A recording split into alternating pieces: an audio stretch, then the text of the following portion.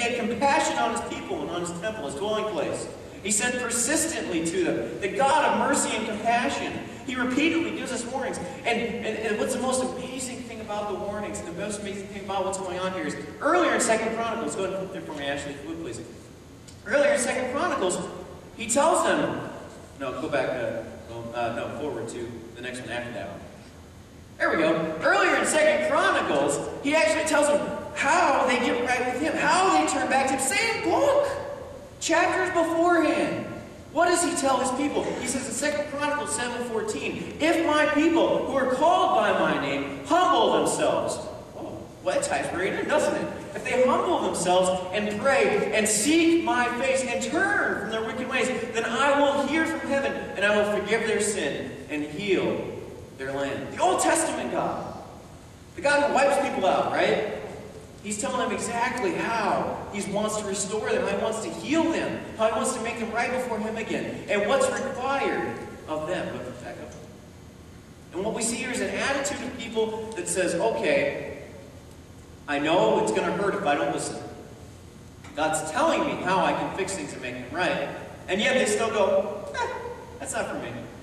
It's not for me. It says they kept mocking the messengers of God, despising his words and scoffing at his prophets. Mocking, scoffing, rejecting, just treating them like garbage. Rejecting them, not listening to them. It says, until the wrath of the Lord rose against his people until there was no remedy. What do we find there? A couple things. We see that God uses people in our lives to give us warnings of consequence, doesn't he? And we should heed them. And we all need people like that in our life who are willing to say, you need to fix that. The path you're headed on, the direction you're going, that's bad news.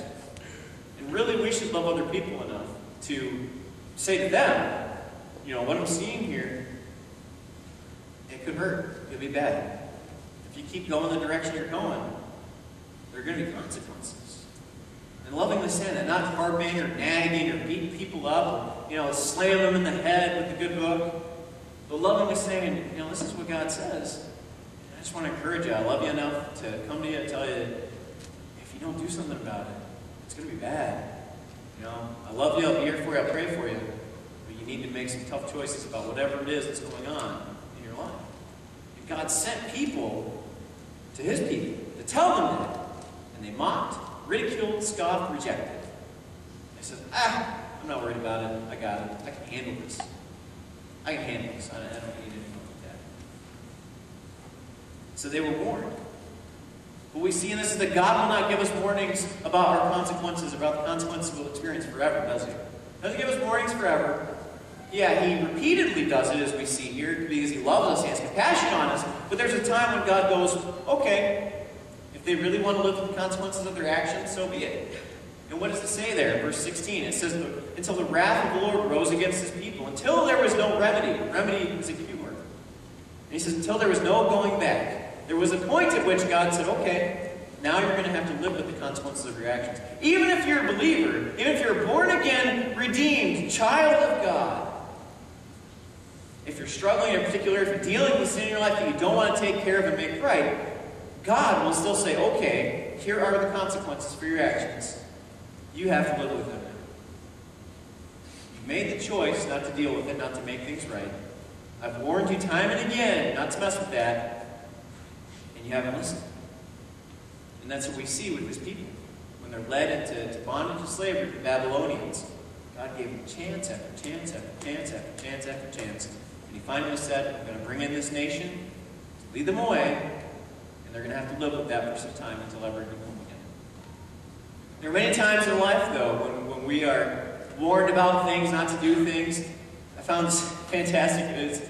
I found this great video. This guy spends about a half an hour explaining to his wife how to properly handle a firearm. He explains to her about gun safety. He explains to her about, how you're supposed to treat the gun. And he asks her, after explaining this to her for half an hour, not to mess with it. All right, those of you who were at our picnic, or get-together rather, for St. Patrick's Day last week, know that Sean, as a gift to me, gave me a katana. That would be like if I took the time to explain to Kelly how a katana works. And what you do with it, how, you don't just swing it around in the air and play with it like a toy because you get hurt. This man is explaining to his wife how to handle a gun. And he says, please, don't mess with it. Just Let it be. I don't want you to get hurt. I don't want anything to happen to you. Here's what happens.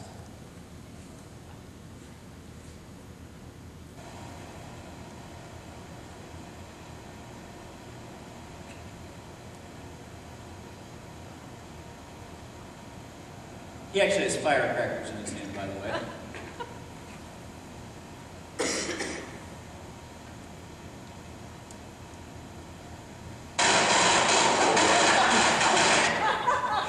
So, there are times in life where God brings people into our life, where He brings His Word into our lives, where we hear the consequences, we get the warnings, God tells us time and time again. But eventually there's going to come a time where He's going to let us deal with and live with the consequences for the choices that we make. So we look at this, we look at Zedekiah, we look at the people, we look at their lack of humility, their unwillingness to turn their heart toward God, and unwillingness to be holy and set apart before the other nations, and we look at the fact that they've been warned time and time again. Time and time again. And yet, they're surprised when they're let out into bondage and slavery. How many times are we surprised by having to live with the consequences for our actions? When it would be far better when we're dealing with them to humbly bow our head before God and others and say, you know what, I made the choices that led me to this point. But how many times do we not do that? We stiffen our necks, we harden our hearts, and we go, I'm going to look for a way out of this. I'm going to try to get out of this. I don't want to have to live with this. Whatever, I blame this person or that person or even God. When really it's the consequences, the choices that we make. When rather than listening to God and His warnings through His people and His Word, and making the choices to turn to God, to humble ourselves before Him, to seek His face, and to turn from our evil, wicked ways. So what do we do with this? How then do we adjust our attitude and break free from our self-imposed slavery? How do we get out of, how do we turn away from those actions, those attitudes, those habits, those relationships, those patterns of life, those emotions that control us and we let dominate us? How do we get out of this? How do we break free from that? We look at what God says earlier in the book in 2 Chronicles. He lays it out right there. And I give it to you today. And as we're singing the closing song, which actually deals directly with this, I want to encourage you to do this very thing. I boil it down into one. Normally you become accustomed to seeing three up there, right? Well, I've said boil it down into one. If we can get one, we're doing good, right? One. We must humble ourselves before God. Humble ourselves before God. Seek forgiveness through prayer. And turn from the sinful things and practices that harm our faithfulness to Him. Humble ourselves. Bow your head before God. Pray. Ask for forgiveness, deliverance, victory. Ask for restoration. And then ultimately take care of or turn from those things in our lives that enslave us and control us and bind us. I want to encourage you to turn your hearts to God today. This is the warning that God's people, the Israelites, received in 2 Chronicles 36 and chose not to listen to. And in the weeks and months and through the rest of the year, we're going to look at what happens when they didn't. And then what they had to endure is God brought them back and restored them very painfully to where they had the choice to be in the first place, to reject Him. Father God, today we do just that. We humbly bow our heads before You. We cry out to You. God, we say, I've been stubborn. I'm a proud person.